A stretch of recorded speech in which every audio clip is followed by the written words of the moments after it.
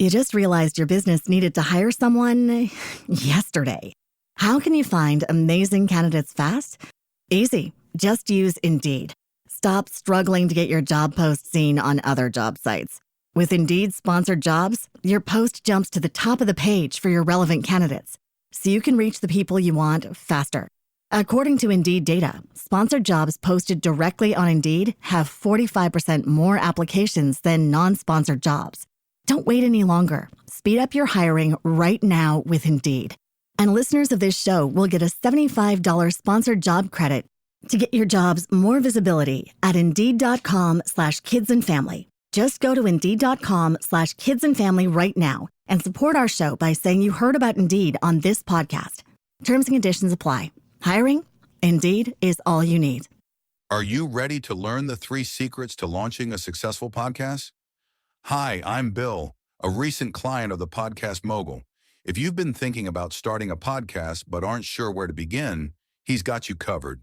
He is hosting a free webinar where he will share the 3 secrets that can help you launch, grow, and monetize your podcast without any fancy equipment or technical headaches. Click the link in the show notes to save your spot now and let him help get your podcast off the ground. Hey entrepreneurs, it's your Podcast Mogul Phil Better here. I am excited for this episode as I know you are. Before we jump into this episode, I'm going to ask you if you are also a podcaster and you're looking to grow your podcast or monetize your podcast, make sure you stay till the end of the episode. I have a special deal for you, or a special offer, if you will. But ladies and gentlemen, without further ado, let's jump into the episode.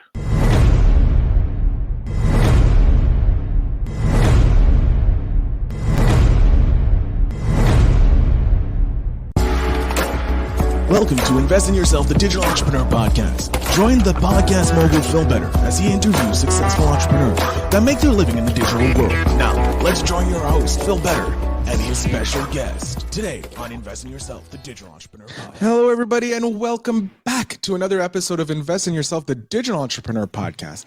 Today, I am very happy. We have a special guest joining us today because they are still a full-time senior software engineer and developer advocate at Yum Brands. But our guest is also like many of us and started a part-time coaching business focused on helping junior developers get their first job in tech.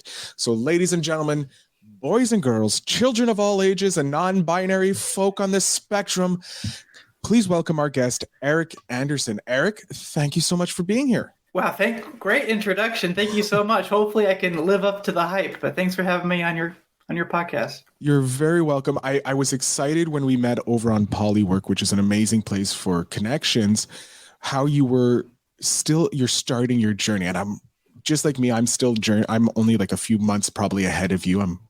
This is going to be my 3rd year entrepreneuring. But I love how you're still in that journey with me and with my audience as well. So you're a perfect person because you can show the success. Like, I want to know, before I ask any questions, first of all, thank you. You're on the show. Great. Now, please, after I've done that introduction, can you introduce yourself? Yes. So as you said, senior software engineer, developer advocate full-time at Yum Brands. Part-time about 2 years ago, I decided to take some of my experience to help start a coaching business on the side to help junior developers get that first job. I call myself an accidentalpreneur in the sense that initially my sole desire was just to share the love and help developers just like I was that are just maybe a few years behind me in that progression. And then over the course of a few years, it's kind of blossomed. People demanding more of my time, wanting more and more of the content I was putting out. So was never intentional, but happy to be here and share what that accidentalpreneur journey might look like. So why did you get into software engineering in the first place? Like, what was it about being software engineer or that called to you? Yeah, so growing up, my dad was a programmer. So when I was in middle school, we built our first computer together. In high school, I built my first website. It was a Dragon Ball Z fan site that was like a click and drag, kind of a no-code thing. Then it was little macros and automations for StarCraft, if you ever played those games. Yeah. So it was always in the back of my mind. So when I hit college and had to choose a major, sure, why not dive into something where I can kind of explore this further? I love it. And then transition. How long were you a software engineer before you said, "Hey, I'm going to help people"? So that was about 8. Well, it was 8 years in my journey when I branded myself the world's happiest software engineer. And I did that because it was a goal of mine, actually. I was at the time probably the world's unhappiest software engineer, but I believe in public accountability for any goal that you have, right? Exercise, weight loss, what have you. So I wanted to have that public manifestation and accountability of where I wanted to go and what I wanted to be. So that's why I say accidentalpreneur. I set that title, and then within a few months, like, everybody started asking me questions about it. LinkedIn primarily is where my audience is. And how do I be a happier developer? And then over the course of just a few months in the last few years, I've done this one-on-one coaching because people keep asking me this question, but that was never my intent, right? My intent was my own mental health and well-being first. I love that. And so after the 8 years, you slam down, I'm going to become the happiest software engineer in the world. And months later comes true, or it starts coming true, becomes more of a reality. Then you start getting people going, "Hey, I want to be happy too. I'm not happy as a software engineer. Can you help me?" And so they start asking you, did you start charging at first, or were you just doing it pro bono? Pro bono initially, because like I said, the intent was never to start a business. So initially it was one-on-one conversations on LinkedIn, primarily through chat. Then it blossomed into I'd open up time on my calendar for voice calls, video calls. Then I'd have some repeated conversations, formal mentorship over the course of a few months until somebody found a job. But then it hit a point where I didn't have enough time in the day to really put energy into helping everybody that was coming my way. So at that point, it was, well, I need to have like a Calendly subscription so I can help manage my time. Okay, well, now I'm accruing cost here for a service I'm giving for free. So I need to offset that somehow. So then it became, well, I can do a blog here that is, ad monetized. That becomes popular. And now I'm having to pay for like market research that people are asking deep questions about the job market on. So, okay, well, I need to have like a premium tier here for that. And then, so I'm pushing everybody to this, generic advice on my newsletter, but then there's still demand on my time. Okay, well, let me start charging for these one-on-one mentorship conversations to kind of maybe limit that demand to a reasonable amount. And that's where I am right now and trying to kind of understand what the next step looks like for me. And then full disclosure as well, can I talk about the financial aspect of it? Sure. Yes. No, please. This is an open whatever you want to talk about, we could talk about. So the first 2 years of that journey, I'm maybe 2 years, maybe 3 years in, depending how you define starting this journey. First 2 years, I didn't really make any money at all, but my following on social media grew exponentially to the point where I'm at now. So then in the last few months, through a combination of the mentoring and the blog, and I partner with some recruiting companies and boot camps. Finally now, a bad month, it's usually a few $100s, and on a good month, it's close to about $1,000. So I just want, sorry. Go ahead. I was going to say that's great. You can continue. Yeah. Sorry. Yeah, so I know you mentioned a large part of your audience are people that are early on in that entrepreneurship journey. Mm-hmm. If I maybe dedicated full-time energy to this, I could have monetized a lot earlier. But I would just say, if you're taking a path where you're still full-time employed somewhere else and part-time trying to do this, I would, following my similar journey, just be aware it's not going to make you a lot of money early on. but I would instead focus early on getting lots of followers and building a presence so that when you finally do start monetizing, you'll have a large audience that you can draw from. I want to talk about you using LinkedIn to generate content. How did you go about doing it? Like, what kind of content did you put out on your LinkedIn? Yeah, that's been another journey, right? Typical entrepreneurship journey where you fail a lot and you pivot and you kind of understand what the market wants. So initially, when I started posting, it was a lot of mental health type topics. Got some lukewarm reception. My audience wasn't that large to begin with either. So I pivoted and started talking more about deeply technical topics, coding tips and things like that. That also had a lukewarm response. Then I started giving general advice to seasoned developers for how to maybe go from a junior to a senior and get promoted. That also had a lukewarm response.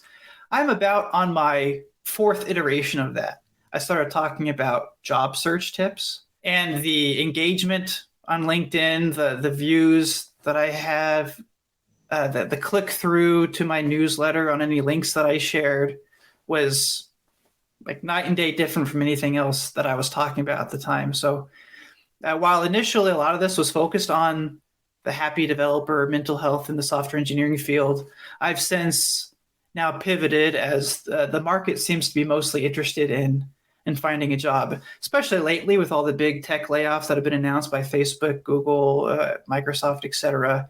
It just seems to be a lot more relevant to my audience lately. Yeah, I was going to bring that up. I can see the increase. So you can probably track it that the bigger the layoffs, the more people are clicking in to find out how to get jobs because either they've been out of the market for so long or they're just about to enter the market and they're getting these abysmal news about Twitter laying off, Facebook, everywhere being layoffs left, right, and center. With that, your style of writing on LinkedIn, how would you describe it?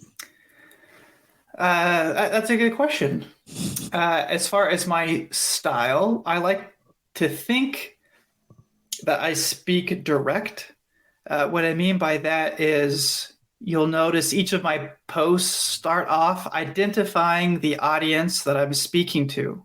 So I'll say recruiters dash blah, blah, blah, juniors dash blah, blah, blah. Another post will say companies, hiring managers dash blah, blah, blah.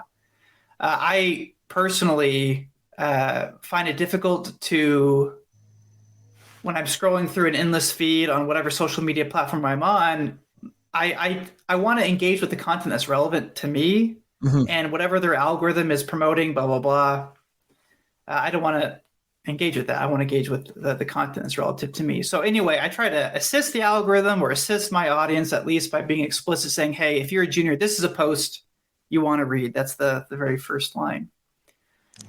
And then the content that I provide, I like to be very direct and explicit with tactical tips. I find a lot of other voices in that job search, career development space are a lot more touchy-feely.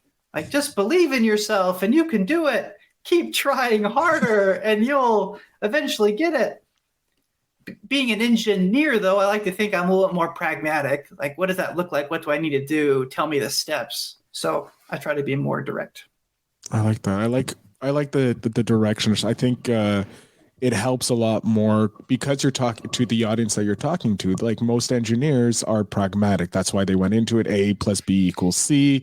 Like, I don't need to know that if I have a feeling that it's going to make you go right. No, tell me the steps I need so I can get the job and then I'll feels later. Then I'll feel good later. Yeah, that's right. Yeah, that's right. The feelings come later. Get me the job first. What are the steps? I know I need to believe in myself, but what other steps are needed? Yeah, exactly. Your newsletter, what prompted you to start that? Like, was that something you already had set up or was it like, oh, I need to start a newsletter? Yeah, that was, I knew that Medium had a partner program where you could monetize your blog, what have you. Initially, the goal was not a blog. The goal is a book. And I figured, what is the next step at writing a book? and I'm not a writer.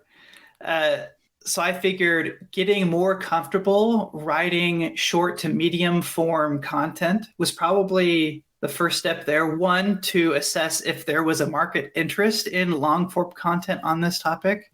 Second, to gain experience and confidence in myself. And third, I found that the more I write, the more I have to write about. So content generation was another aspect of it. So now, as I contemplate, and I haven't actually started writing the book yet, but now at least I feel a lot more confident in my ability to be successful to take that step. And if I were to write a book, I think it'd be relatively easy. I have now 3 years worth of my own content that I can look back on and just organize and structure, which would be a lot easier than just starting from scratch, right? For sure. And plus, you have at least 10,000 hours of writing in those 3 years. So like you're already a master writer. You're in the top 10% for sure for writers, especially in your niche. You're probably in the top 1%. Oh, goodness. I haven't thought of it that way. Thank you. Yeah. If you look at it, how many people are writing about helping software engineers find their next job? There's probably a handful. Yeah. If that, and we're also, and then we just look at people helping getting jobs in general. There's probably maybe 24 people doing that. And then we have you who just comes in, your niche specific. Oh, you're going to crush. Your book's going to crush it. Oh gosh. Thank you for the confidence. Yeah. Oh, listen, it's if you're already getting clients now with what you're doing, there's a market for it. Mm-hmm. Now you just need to find out what's the price point of this market. Sure. And that you're going to do that now as you move through and you write your book and all that, you'll see even more. And by the way, that book is a genius idea for leads. Okay. It's a genius lead generating because I just read a book called The Million Book Funnel. And it talks about how just using your book creates leads because it's, as you promote your book, people read it, they know more about you, and you place your little links inside that book. Mm-hmm. Schedule a call, or book a session. It adds a little formality too, I imagine, with boot camps, universities, companies, right? A best-selling author, come in. Yeah. There you go. It just also gives you an authority because we also know that a book is, you're putting down your knowledge in a book. So you must be relevant and you must have some knowledge in it to have written a book. What's your goal with the coaching business? Yeah. So I am, as an accidentalpreneur, am really living this journey maybe 6 months at a time. Okay. 5 years, 10 years down the road, ultimately, personally, I would like to have some financial independence. And then ultimately, since my initial motivation for all of this was to help junior developers, I'm now at the point where I've helped a few hundred find that first job. But to say that I've helped 1,000, that I've helped 10,000, I mean, the higher that number gets, the happier I am, right? Showing that my content has been relevant to my audience. That's where I'd say I am right now. I love that. Okay, I want to look into some more tip-oriented things. Since you're starting your journey, I want to talk to software engineers. Okay, software engineers who are looking to transition from working for a brand or working for a company and then starting their own either coaching agency or something in that world. What tip would you have for them for starting off?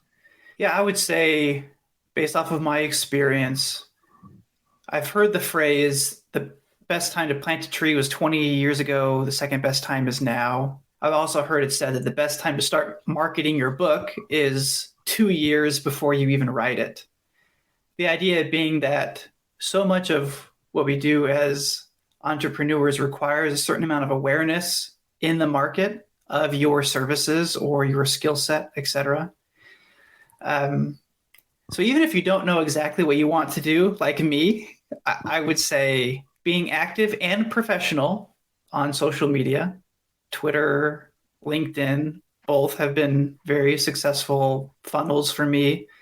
I'm just now getting into video content with TikToks or YouTube. But just start developing your own personal brand, and just recognize that on my journey, every time I've tried to extract value from my audience by asking them to purchase something or referring them to a program, every time I've done that, my followership, my engagement has dropped. So I know very early on, I tried to monetize by directing my audience to a bootcamp I had a partnership with, where I had some sort of affiliate agreement to. I did that, I think, a little too early. I had an upswing in my following that stagnated and dropped once I started trying to sell something. Mm-hmm. But then I pivoted back to just producing free content and my advice and my newsletter, and then it started skyrocketing again. So I would say, at least initially, I'm kind of talking in circles here, focus on that following and just recognize that it might take you a while to have a significant size of enough audience that you can extract value from it without damaging your growth trajectory. I love that. That's some great advice. And it's true. You need to know when to monetize. Have that option to monetize as early as possible, but don't look for it to be the start selling right away until you have a larger audience that understands the value that you give. I think that's a great piece of advice, Erik. I want to know, in the 2 years that you're two and a bit years that you've been doing this, has there been a moment or memory that you've had, either of something you've been able to accomplish or something that you've been able to help a client accomplish, that you like to share with us today? Yeah, so I was relatively early on, mostly doing one-on-one coaching. I had some small speaking engagements. Then I had a company approach me asking if I would come and have some workshop with their organization. And sure, I pitched them what I usually pitched it for an engagement like that. And their response was, "What an incredible deal." Now, I thought I was overcharging, right? I was still a little struggling with some of my self-confidence and what I was trying to do. There were some naysayers on social media. You'll bump into those no matter what you do. But for me to throw out, a few $1,000s, this is what it's going to cost, and for them to say, "What a deal!" Not just yes, but like, "Oh my gosh," implying they would have paid much more, right? Oh. And I'm like, wow, maybe it was such a confidence boost. Like, oh my gosh, there is a demand for this. Yes, what I am doing is valuable, perhaps more valuable than I even realize. And just that it was like an email exchange back and forth. Just that walking away from that email exchange just made me question so many things. Because before that, so much of my sales had been to an individual. Mm-hmm. And me as an individual, consumer sales, very price sensitive, right? There's a big difference between $20 and $50. Yeah. And so those are the numbers that I'm, typically thinking of personally and that I'm offering for one-on-one consultations. But thousands of dollars for a company, that's like pennies. Yeah. Right? In some instances. So just recognizing that scale and that opportunity, that if I can partner with more boot camps, educational institutions, recruiting firms, just what options are available to me now? Oh, that's game changer.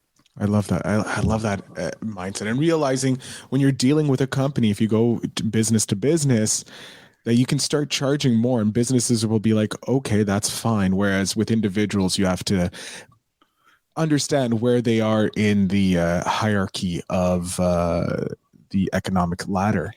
Like for example, my newsletter, whether it's $2 or $5, $15, I have different pricing tiers depending on what you want. Yeah, I'm competing with Netflix, right? Mm-hmm. Sure, I'm not providing entertainment in that form, but from a budget perspective, like it's discretionary income of an individual's household that I'm competing with. For a company, though, I'm competing with their other investments. Or if I'm doing a job search and it's an educational institution like a boot camp who's they share the same goal, like they get paid more money if students get higher paying jobs, like my incentives are now aligned with their financial outcome, then yeah, the opportunity is so much greater. I like that. What? Lost the question. Damn it. You're good. Yeah. I hate when that happens.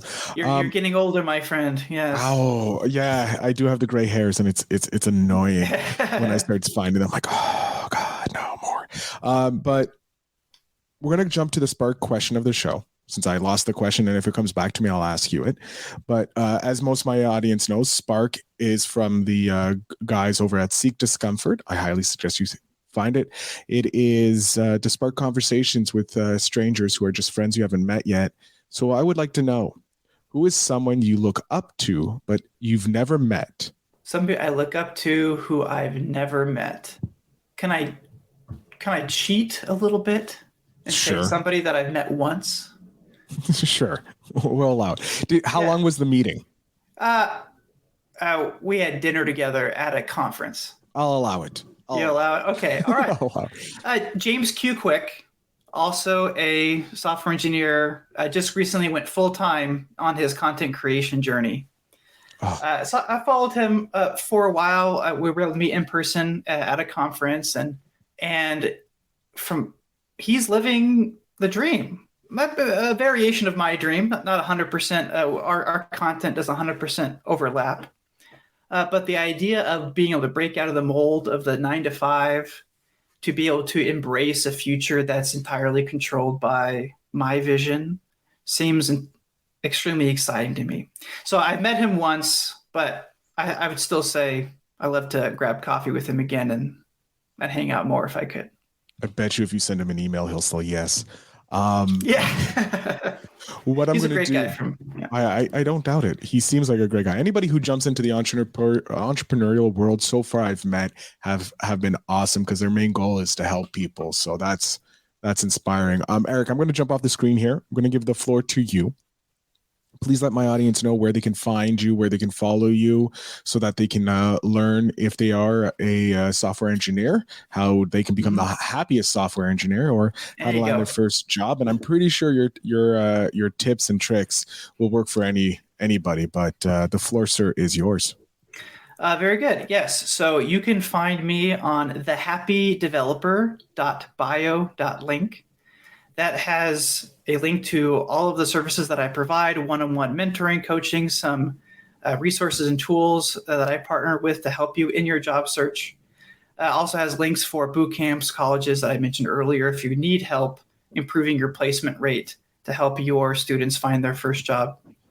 If you want to connect with me, I am most active on LinkedIn, so message me there at linkedin.com/in/EB Andersen. That is SEN. That always trips people up. But hope to connect with you there if you are a software engineer looking for that first job. Awesome. Erik, thank you so much for coming on to the show today. Whoop. There is some construction going on, so if there's some loud banging, I apologize to my audience. I'm going to try and get that. The joys of working from home. Yeah. Erik, yes, I want to thank you for being on the show. It's been great talking with you, learning about your journey so far in entrepreneurship. Thank you so much for having me, Phil. Look forward to talking to you later. Excellent. To my audience, as you know, as always, the show notes will have the links to Erik's website as well as his LinkedIn. So make sure you go check him out. And always remember to invest in yourself. Hey, digital entrepreneurs, thank you so much for listening to this episode. I hope you guys have enjoyed it. Now, if you're looking to take your podcast to the next level, like most of these entrepreneurs have taken their business to the next level, to scale it, if you will, make sure you check out my brand new newsletter. Links are down below. It is called the Monetization Mogul Syndicate newsletter, or it could be Phil Better Stories of Monetization Moguls, or Making Moguls is what I do. So make sure you go ahead and check that out. But I want to thank you very much for listening. And as always, remember to invest in yourself. Thanks for tuning in. Now it's time to take the next step. When you're ready to dive deeper into how to launch, grow, and monetize your podcast, Phil's got something special for you. Join him for a free webinar where he'll reveal the 3 secrets that have helped countless entrepreneurs succeed in podcasting. Click the link in the show notes to save your spot, and let's turn your podcasting dreams into reality. You just realized your business needed to hire someone yesterday. How can you find amazing candidates fast? Easy. Just use Indeed. Stop struggling to get your job post seen on other job sites. With Indeed sponsored jobs, your post jumps to the top of the page for your relevant candidates, so you can reach the people you want faster. According to Indeed data, sponsored jobs posted directly on Indeed have 45% more applications than non-sponsored jobs. Don't wait any longer. Speed up your hiring right now with Indeed. And listeners of this show will get a $75 sponsored job credit to get your jobs more visibility at Indeed.com/kidsandfamily. Just go to Indeed.com/kidsandfamily right now and support our show by saying you heard about Indeed on this podcast. Terms and conditions apply. Hiring? Indeed is all you need.